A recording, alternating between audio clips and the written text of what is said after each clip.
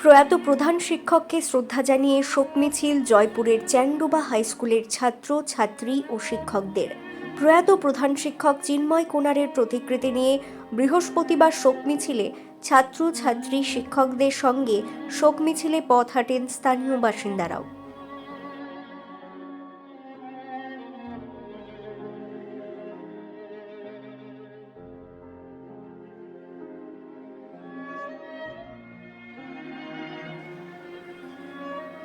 প্রসঙ্গত, বুধবার বিকেলে স্কুল থেকে বাড়ি ফেরার পথে বিষ্ণুপুরের এমআইটি মোড়ে লরির ধাক্কায় প্রাণ হারান চ্যাংডোবা হাই স্কুলের প্রধান শিক্ষক চিন্ময় কোনার।